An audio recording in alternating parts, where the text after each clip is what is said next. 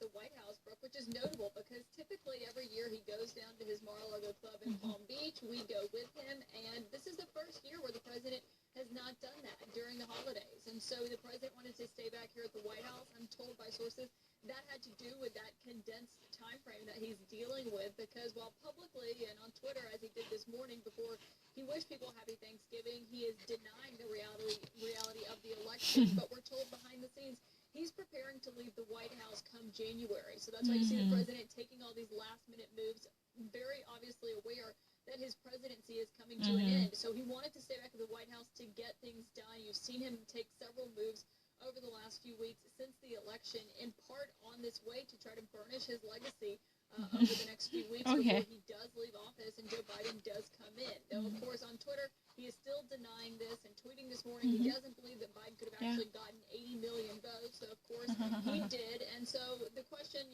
that people have been dealing with and are still dealing with even on this holiday is, how long does the president continue pushing this publicly? And right now it seems like he is set to keep it up for a few more weeks. Okay. Speaking of his life. So it's a very interesting because Caitlyn, she has been there for multiple years as a White House correspondent, but this is the first year with Donald Trump to actually spend Thanksgiving at the White House, because normally those, media corps, press corps, they actually travel together to his, Palm Beach club called the Mar-a-Lago, because that was really the place where he normally spent his Thanksgiving holiday with his family, right? But this year things are a little bit different. Officially, he's been using his Twitter to deny the reality, sticking to his alternate reality, saying that he never actually lost the election to Biden. He actually, could not actually win 80 million votes. There must be a certain type of conspiracy theory going on. That's really the argument. But, following from different sources, behind the back doors, he's been actually preparing for his departure from the White House. He's been actually polishing the very legacy he's going to leave behind. Because he actually solemnly accepts that this is the end of his presidency, and indeed, Joe Biden is going to come. But that's a real reality. Joe Biden does win the election, and Joe Biden does come in, because eventually the November election was in favor of Joe Biden. That's really the very argument. But usually, even in the morning, when he actually tweeted the Thanksgiving message to saying that celebrations, he was still actually sticking to this position. He was clinging to his own version of a reality. It was true. I mean, he's been having a multiple personality disorder. I don't know. But sources close to him truly reported that he is preparing for his leave from the White House. So he actually, is very much serious about micromanaging every minute at the White House before he leaves this very building. That means he's just a few days before returning to the status of a civilian, right? So he's been actually very serious about wrapping up things and taking care of the last minute at the White House as the President of the United States. So it's a very interesting. But meanwhile, he even actually argues that there was no way that Joe Biden could have possibly won 80 million votes.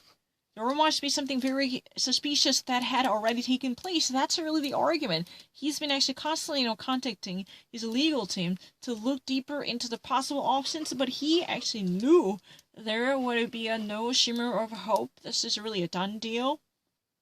So, even in the morning, there had been different sources clearly telling that he's been on his way out. He's been accepting this reality, and he actually, realized that Joe Biden is to come into the White House as the master of the Oval Office instead of him. There will be no more upsets and twists in this scenario. That's it.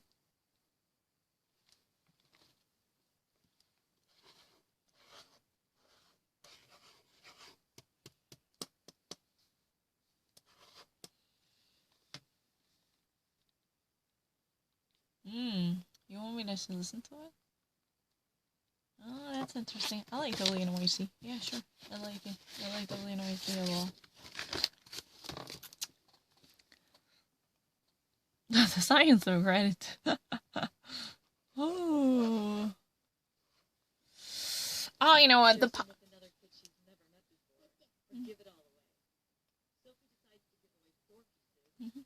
So she actually decides to give it away for people she has never met before. So you decide to share your thankfulness and reach out to other people, even you had no acquaintance with these people. You know what? This is really the stance of gratitude. You know what? Susan Sarandon, she actually hosted this show to talk about the concept of gratitude, what I just actually read. This is all about sharing gratitude and thankfulness.